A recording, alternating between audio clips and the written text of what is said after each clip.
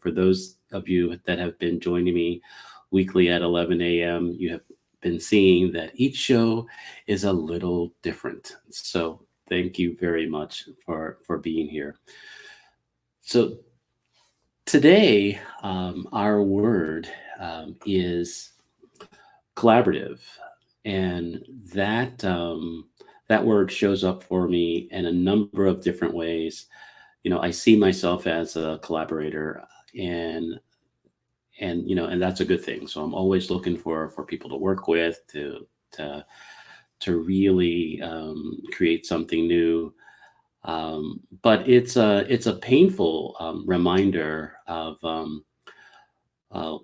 one of my business failures. Was a collaborative space that I created, and almost $500,000 later, that space doesn't exist anymore. So I could either say that, hey, collaboration isn't the key, or isn't that, that's not the way to go, or it is. And so I still believe it is. And so what I have decided to do is to invite a dear friend and, someone in the industry that I've been in for a number of years. It's one of those industries, the audiovisual industry, for me, occurs to as something that you get into it, and every once in a while you want to get out, but it pulls you back in. So I've been in the industry for well over 25 years, and it's a dear friend, Tim Albright, that is going to be in our one-word conversation. So I'm going to bring Tim on. And morning, sir. Good morning. How are you? I am well. I wouldn't call your collaboration space a failure. You learned a lot out of that. I did. I did learn a lot, but sometimes when $500,000 disappears, it's just Yes. like it's like it's a painful lesson. Right. It's a painful lesson, but I did learn a lot. The one thing that I did learn is anytime you're going to do something big, you want to have people around you. You want to have real people that you trust and really see the vision, and work towards it. So we can just get right at it, but I want you to introduce yourself, however you would like to do it, so people can get to meet you. Normally when I introduce myself, I just say I'm this guy. I'm just some guy. And that comes from an old book called Hitchhiker's Guide to the Galaxy. And one of the main characters in it is referred to as he's just this guy, regardless of the fact that he happens to be the president of the galaxy at the time, and he stole one of the main ships and this, that, and the other. But that's honestly how I feel. I'm labels to me are a dime a dozen. I can start a company with about $100 and a legal Zoom account and call myself the president, CEO, and founder of Tim's Widgets, and then I have a title. Right? What does that mean? So yeah, I'm just this guy. I know a lot of smart people, and you're one of them. So I'm blessed in that. Well, I definitely appreciate that. And the one reason why I picked this word is because of my friendship and just my knowing of you. If you look in a dictionary of collaboration or collaborative, I believe you'll see your face, right? There, because every wonderful thing that you're a part of, there is you find incredible people to help you do it. So how does collaborative show up for you? Collaborative shows up in a couple different ways. And for me, the first one is the one that I think that I'm best at, and that's with other people. You and I are in the AV space, and it's almost lazy to say, well, collaboration is what the new business buzzword is, and it means this gear and that gear. No, collaboration is working together. And the one thing that I've made a career out of is working together with other people. I mentioned at the start of this that I know some really smart people, and I have made it the habit over the last 20 years or so of my life to never be the smartest person in the room. If I am, it's a boring room. It's not being self-deprecating. A lot of people when they meet me, they think, oh, he's just downplaying or he's being self-deprecating. No, it's honestly how I feel is I want to learn from other people. So if I'm the smartest person in the room, then I'm in the wrong room. Right. So you need other people who are better than you, faster than you, stronger than you in an area or whatever. Trying to teach your kids as they grow up is, they'll get down on themselves because they're not good at this or they're not, or somebody else is better at them than that. Right. And encouraging them and encouraging myself and other people at the same time. It's like I will never be able to build an engine, right? My father was a mechanic, a machinist most of my life. He's retired now. Great with his hands. He could build an engine out of pretty much bubble gum, a toothpick, and duct tape. Right? He's one of these kind of guys. MacGyver, right? Yeah, absolutely. MacGyvered everything growing up. You should see some of my bicycles from when I was a kid. But I was not that type, right? I mean, I have somewhat of an engineering mind from my AV background, but nothing when it comes to being an actual machinist and getting in there. It's a skill that I admire and somewhat envy because, again, you as guys, we want to be like our dads. But that was one thing I was not gifted with. Does that mean that I'm less than my dad? No. Now, there are parts of my life and times in my life when absolutely you feel like that. But as you get older, you realize that you are good at something. Right. I don't care what it is, but I don't care who you are. You're really good at something. And you're probably better than most people at something. That doesn't mean that you're better than someone, right? In the overarching grand scheme of things. You're not higher than me. You're not lower than me. Right. We're the same. We're human beings. We all bleed red, right? But it means that you are good at something. I'm good at something. Let's find out how those two good at somethings can work together to make something even bigger and better than I can make by myself. And that to me is the real essence of collaboration. Right. And the biggest thing, I appreciate that because a large part of my conversation now that, in my coaching to people in the audiovisual industry or tech professionals, it is more about the self-discovery, is to figuring out what are you good at and what can I bring to this. It's not just, I like zeros and ones, or I like, AV gear, or I can, sell something. It is, how can I contribute to this environment and how can I contribute to this collaboration? And I think sometimes we miss, I guess, the power of being collaborative or are really working together is because we don't have an awareness of what we bring to it. And it's, and sometimes that I think that mixes things up for people. It does. It's a hard thing to discover though, because it requires a little bit of introspection, which some of us are uncomfortable with, right? Right. Absolutely. I get it. Yeah. It's looking at what first of all, it's what I'm bad at, right? Which we're all pretty good at saying, I'm no good at this, I'm no good at that. But you go into the parts about what you are good at, and it could be as simple as the pros and cons, communication or exercise when you're trying to make a decision, right? Something similar to that for yourself, because you go, okay, what am I really bad at? Right? Let's start with that because it's easy. What am I really bad at? But then what am I really good at? I was at a business conference right before this whole thing. It was probably the last trip I took, one of the last trips I took. NSCA, the National Systems Contractors Association, has their annual business leadership conference. And in that conference, there was a lady who was a coach and an author and a speaker, and she goes into this presentation, and it really hit me square between the eyes. As a business leader, as an employer, we have employees here at AVNation. It is figure out the 2 or 3 things that you're good at. Okay. Those are your buckets. Okay. Then internally, figure out what they're good at, what your employees are good at, what your team is good at. Those are their buckets. Stay the freak out of their buckets. Right. Right.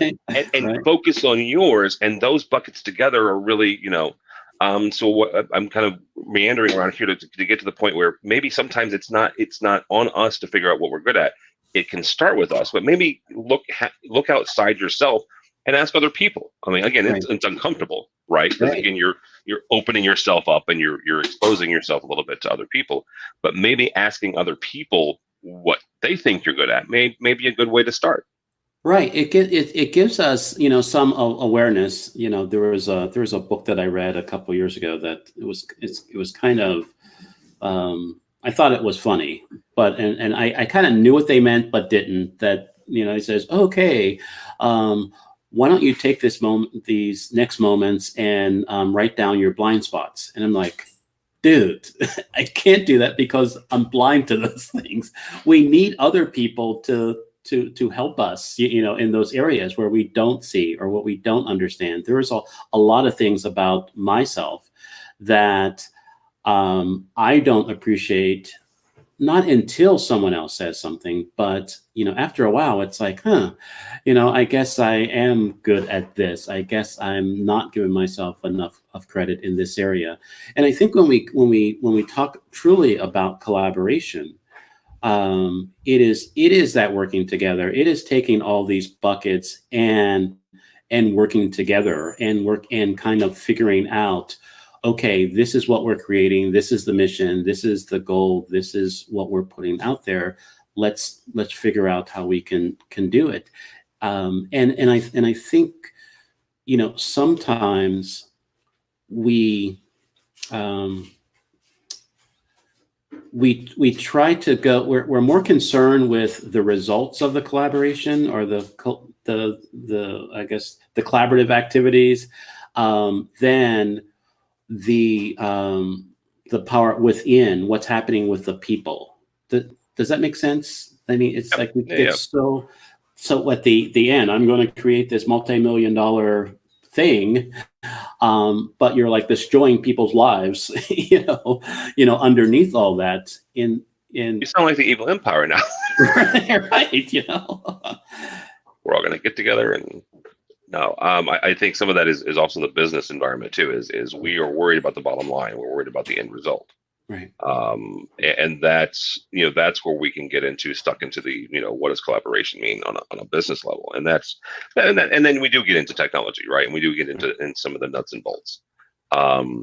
But really, what at the end of it is, it's what can we make together better. Right.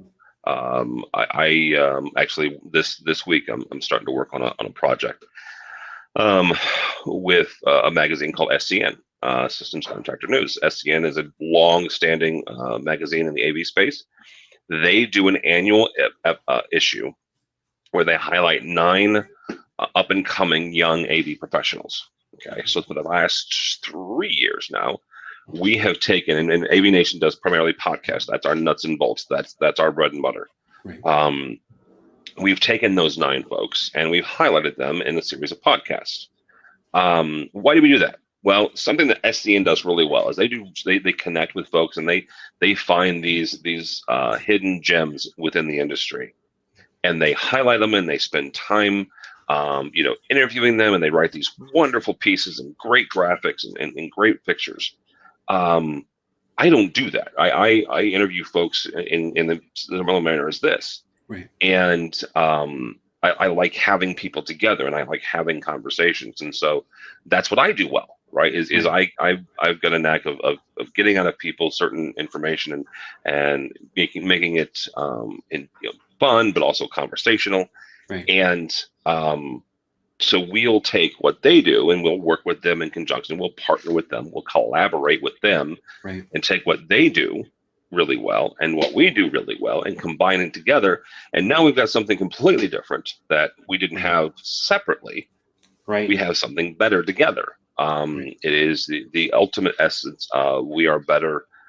We are more than a sum of our parts. Right. And when we are all doing our part and doing what we are really good at, then the end result is much better and much bigger than we could ever do by ourselves.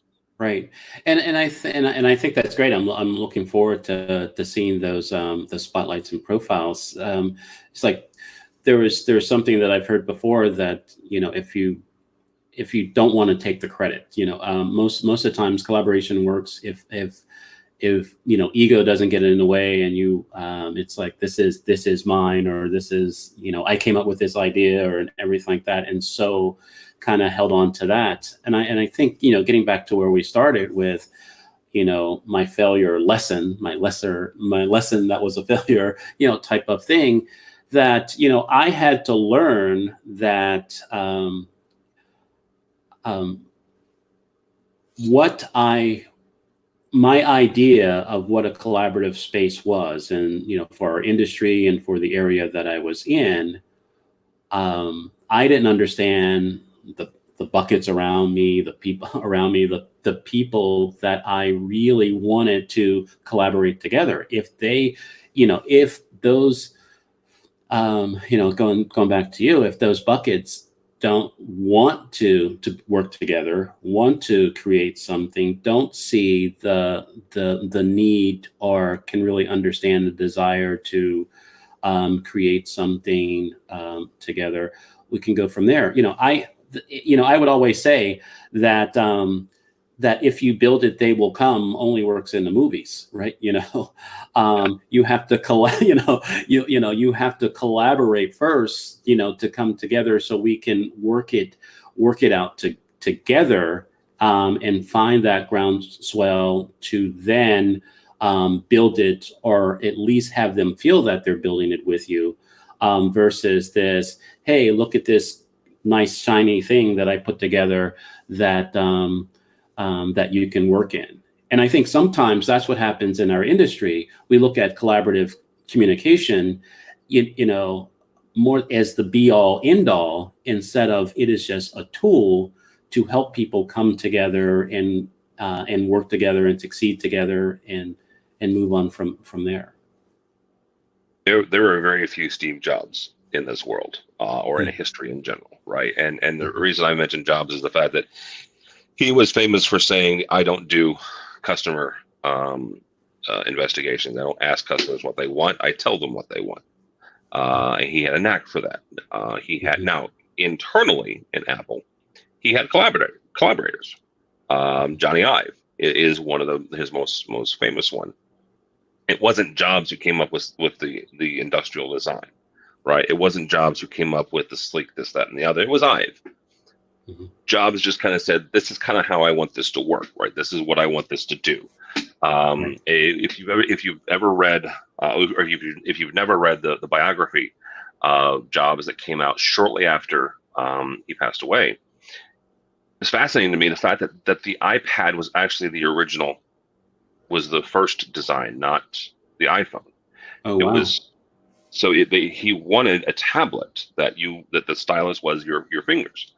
Um, and the more they got into it, and I don't recall exactly the entire workflow there, but at some point, somebody said that this could be a phone. I don't know if it was Jobs or Ives or somebody else. And so they released the phone first, and then afterwards released Wow. the tablet. But the tablet was the original point of the entire touch. Right. Um, and he was smart enough to listen to the people around him Around who him. he Right. had collaborators, but it wasn't like he was asking the customers, right? It Right. was, this is what I see, and then he has people around him kind of honing that overarching, this is what I see. And then Right. almost like the collaborators are kind of chipping away and fine tuning that piece of art Right. into what we eventually all of us get. Right. It is something, I haven't read that, and I'm going to look at that, get that book, because the other thing that I learned in my my experience is that being a trailblazer, um, you can't be too far ahead of everybody, right?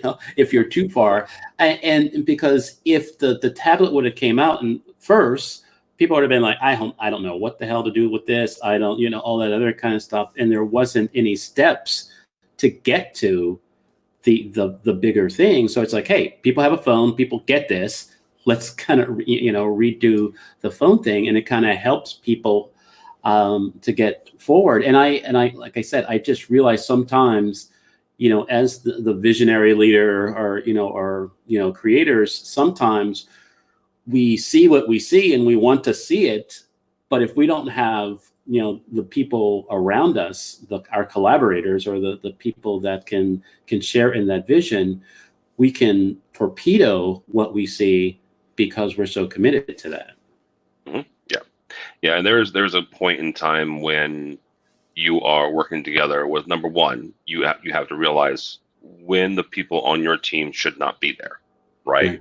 When the people that you're collaborating with are not adding to the experience, they're not adding to the final product. And that's a hard conversation, right? Because it's a similar conversation in business, right? In relationships, personal interpersonal relationships, whether it's a marriage or it's just somebody dating, you come to the point where you realize that you're giving more to this relationship than they are. Right. And you are giving so much to the relationship that it's detrimental to your health mentally and emotionally. Same thing with collaboration. It is a relationship. And it can get, mental and emotional on some levels because you're spending time and you're spending emotional energy. You're spending emotional capital with these people, and physical, obviously, because you're working together. And it's a hard decision to say, you know what, this isn't working out, right? You're obviously not in this at the same level that I am. You're not committed at the same level that we as an organization are. So we're, good luck to you, and on your future endeavors, and you'll part ways, and that's a hard thing to do. And usually it's not done well. I've had to do it in the past. I've not done it well most of the time when I've had to do it. Be quite frank, and it was, I was younger then, and hopefully I've matured, and should I have to do it again, I would hope that I would do it better, but I won't know until I have to do it.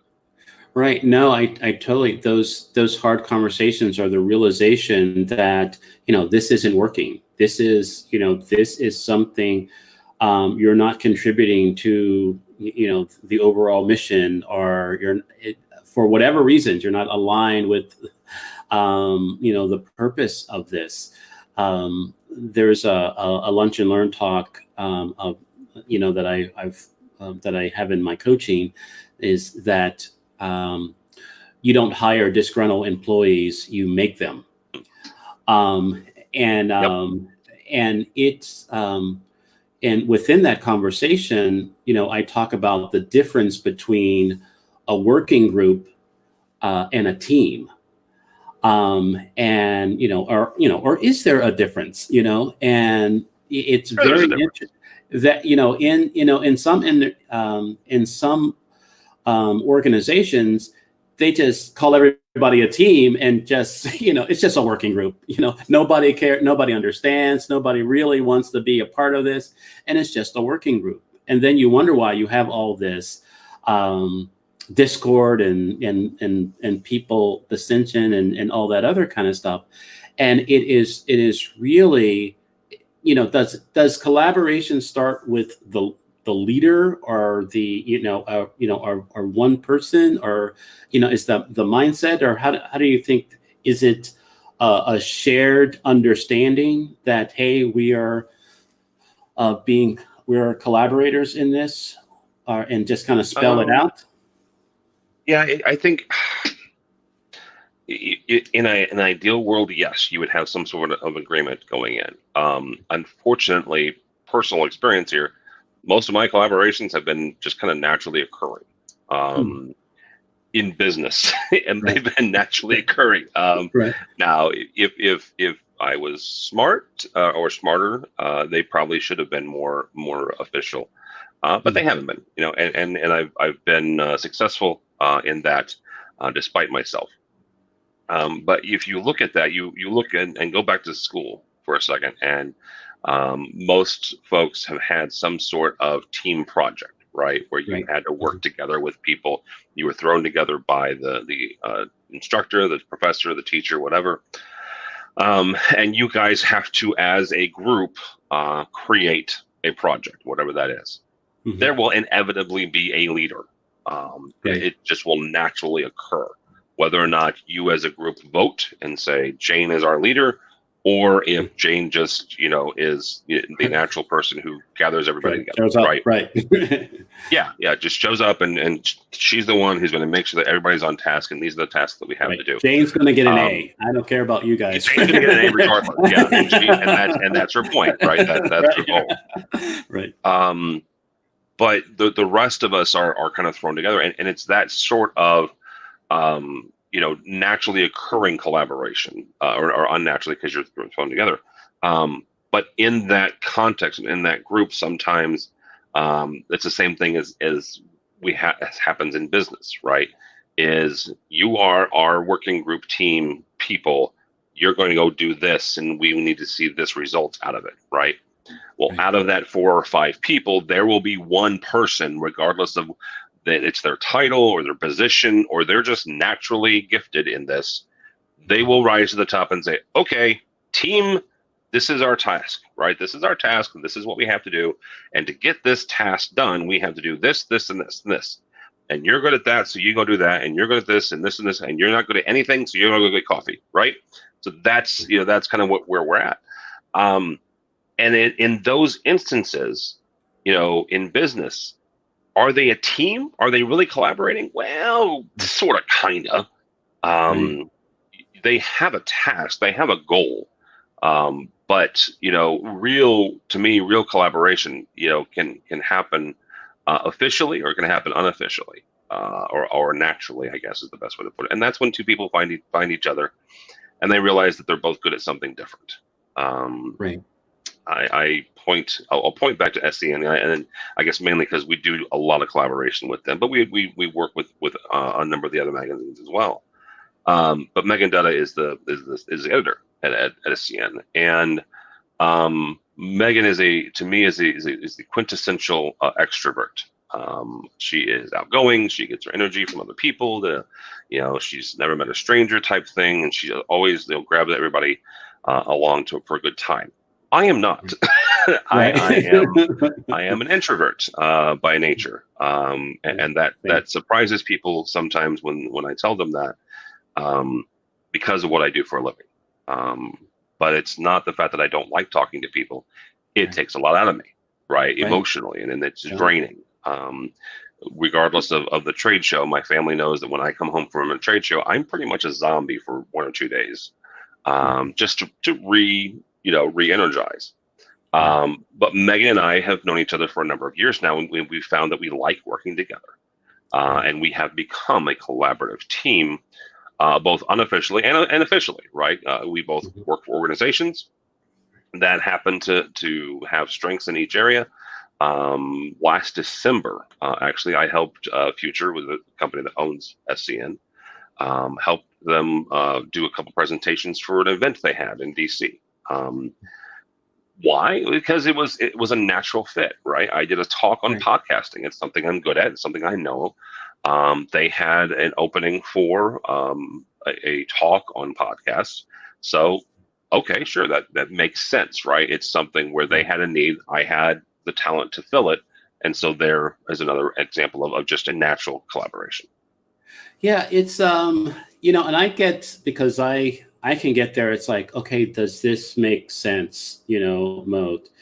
Do you think there are times where there's collaboration when it doesn't make sense, and you find the magic in it, or are those like hit or misses, right?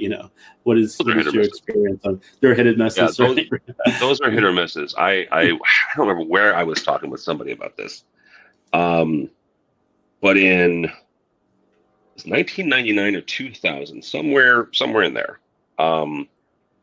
AOL had a boatload of money. Like, they had more money than God at that point, right? Mm-hmm.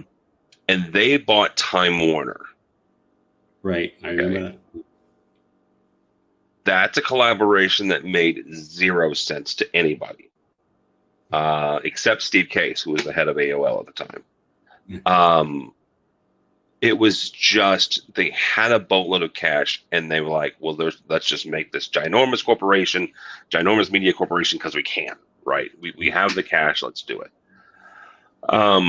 That is what you would call a forced collaboration, an unnatural one. And I can say that now 20 years later, because in retrospect, holy cow, did it cause all kinds of havoc and issues. And they're still, I mean, AT&T is still paying the price, who was the company that eventually bought Time Warner, and now that's part of that. But I think that in business, when you have to look and see what makes sense.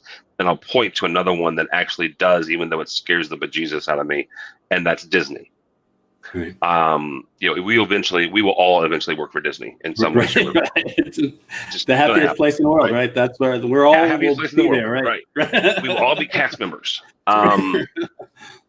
So and folks, most folks don't realize this or remember this. When I was teaching media classes, early 2010s, and part of it was walking through the history of media ownership. In 80, there was a meeting of all of the there was a meeting of some media owners associations, and it was somewhere in the neighborhood of 180 or 200 companies that owned all the media properties in the U.S. By 2010, there were 5. Wow.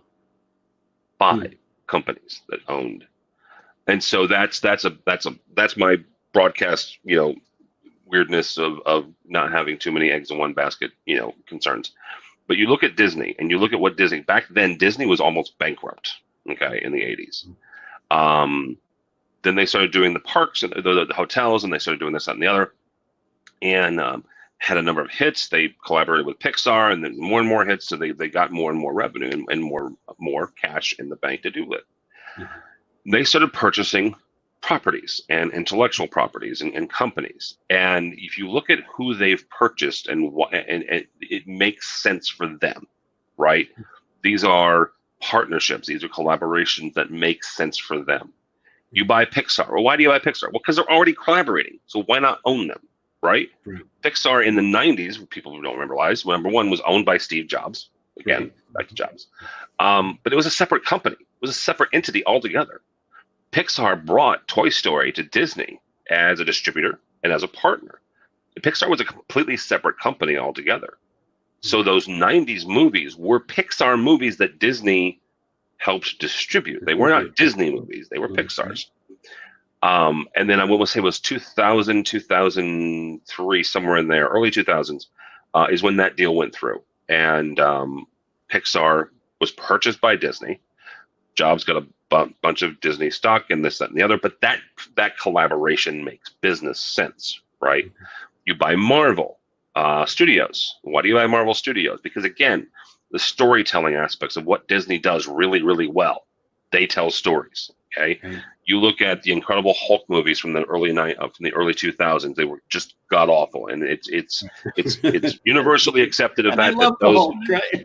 I do too, but oh my lord, those were horrible. Ang Lee, and I appreciate Ang Lee, but that was not a good movie.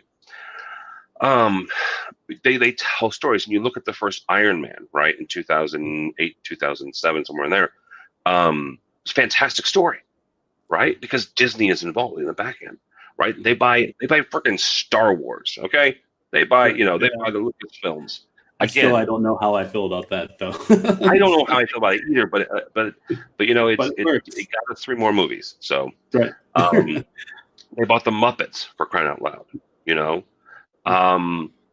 They bought Fox, which was another that you look at and go, if you have a friend who has a Disney Plus account, go on there and just scroll through, and that is their intellectual property. Not all of it, because they still have some of their streaming contracts with some of the other providers like Netflix and Amazon. But they own a lot. But they're good at telling stories, and they really always have been ever since Walt put out the very first Mickey Mouse. That's their DNA. And so when they make a purchase and they make an acquisition, it makes sense business wise because they're collaborating with these folks already, or they're helping them in some way. And they're like, well, just come under the Disney tent and be part of the family. And then everybody kind of wins. And we can have a discussion about too many or not enough business owners or media owners at a later date. But that was one of the things that was fascinating is watching their purchases and their acquisitions as opposed to some others that are just like, we have a bunch of cash and we're going to buy somebody. Right. Well, so let's bring this to our industry. I mean, for the last, it seems like 10 years or so, there's been these, mergers, forced collaborations, consolidations, all this other kind of stuff. Do you think a lot of that is, it makes business sense, or it's just it's still too soon to tell? Depends on who we're talking about. And I'll pick on AVI SPL for a second because it's the biggest one.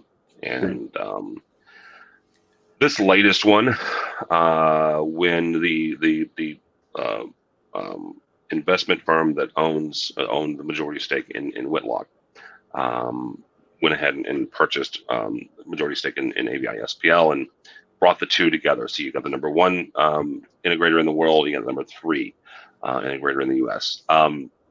Bringing them together, making them $1 billion AV integrator. That's a good headline right there, right? Right.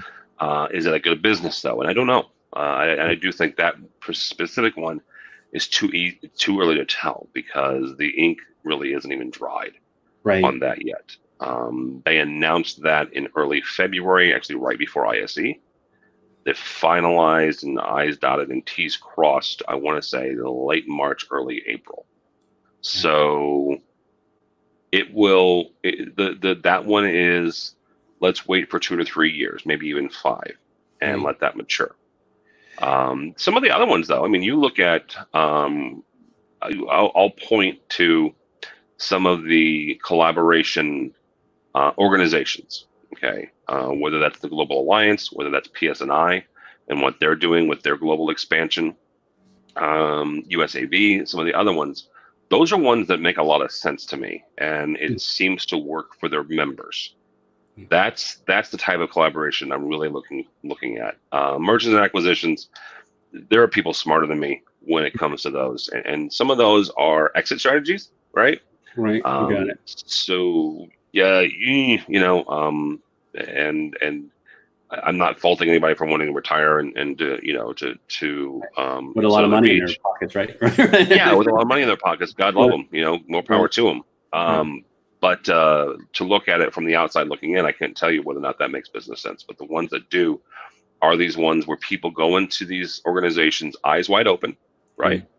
And they're like, look, I need help, right? I need help here, or I have a client there.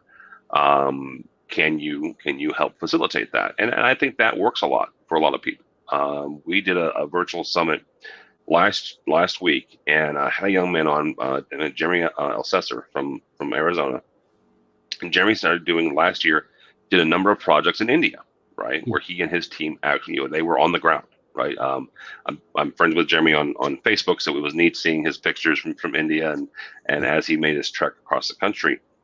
And now he has a base of operation and a foothold in a country that's developing rather quickly when it comes to the AV industry. It is poised. It could very well be one of the biggest AV markets in the world eventually. I would guess between 5 and 10 years, it could supplant the U.S. In far as revenue. He has a place there, and there are also other PSNI members that service the India market. And so if one of my buddies here in St. Louis, who's also a PSNI member, he has a client, let's say that he needs help with, well, then he can call up Jeremy, or he can call up somebody else that's a PSNI member, and get help on the ground for his client, and so his clients get serviced, and the entire organization makes money, and they all kind of win. Those are the types of collaborations from a business standpoint in AV that I look at. As far as manufacturing, good Lord, some of them don't make sense. I Right. really honestly, Like you're surprised and not I surprised, right? You know? well, yeah, so I'll point to a what I would consider a win or one that makes sense, and that's Legrand.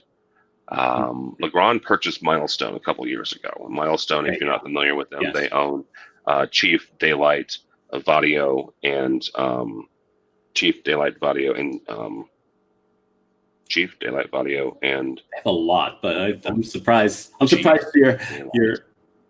you're attempting to name all of them. Go for it. Daylight. Middle Atlantic. No, not Middle Atlantic. I can't think right now. Yeah. So anyhow, so yeah, it was Chief, Daylight, and Vadio. Good Lord, that was the three. There was something else. There was something else that I can't think of right now. It'll come to me eventually. But you, both Chief and Daylight had or Daylight had other brands as well under them. And Middle Atlantic and Cables to Go and a number of other properties were owned by Legrand. Legrand is a big multinational corporation based in France.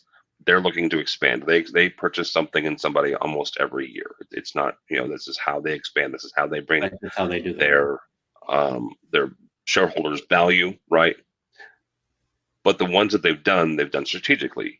You look at what Chief and Middle Atlantic now have been able to collaborate on and bring together. You look at what Vadio and Daylight and Chief and Middle Atlantic and Cables to Go and that entire organization have been able to accomplish together. Right. It's remarkable. It really is remarkable. And I think that if a merger and acquisition results in something like that, I think it's a positive. If it's just, again, somebody with a lot of cash who's looking to build a ginormous corporation that does everything for everybody, right? I'm not as excited or as positive on those. Now, if you can make a business case, sure, I'll listen. And if you can make the case for it, I'm more than happy to say that I'm wrong.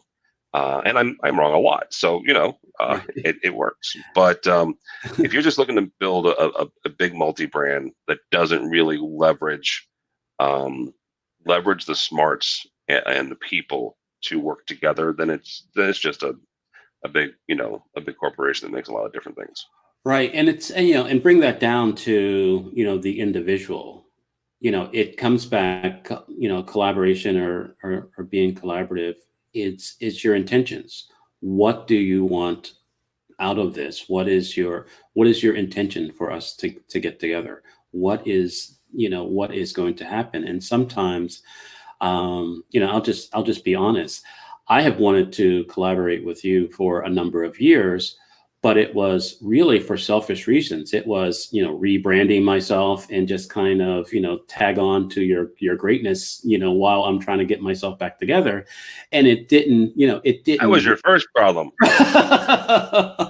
But it didn't work, I believe, because my intentions were off. It was like, okay, this is, what do I want to bring to this? What do I want to create with Tim versus just to tag on to his star and type of thing. And sometimes individuals create these moments of collaborations or try to force these collaborations for let's say nefarious reasons, and they're not revealed until later, or something, or some people may see them right away.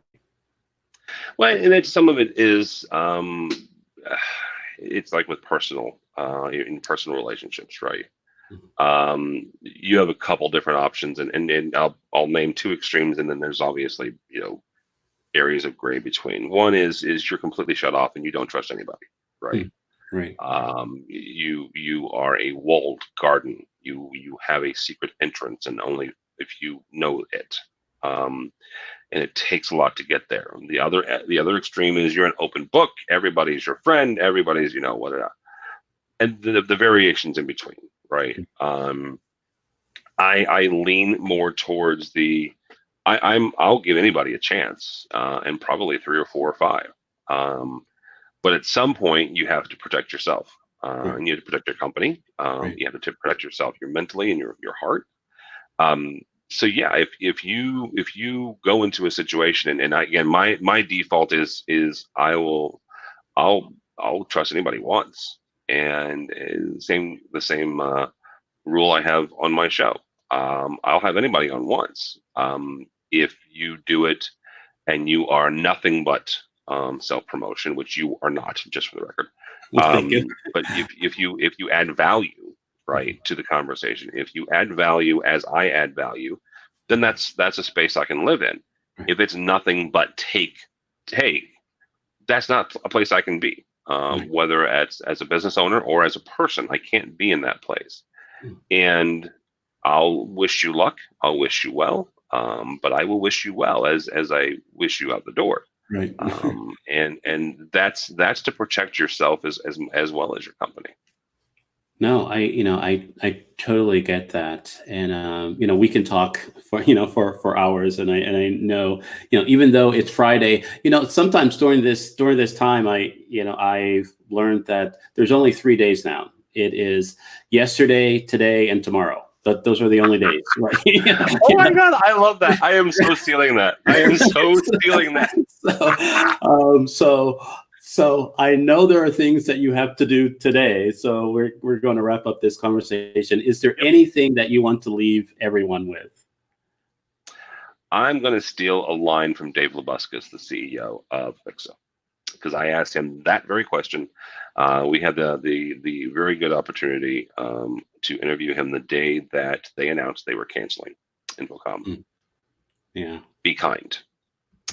Be kind to one another. We're all in a tough spot, and whether we show it or not, we're all struggling on some level.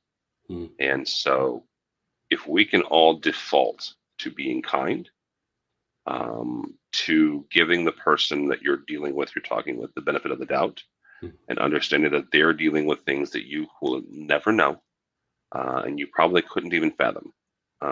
Just be kind. Wonderful.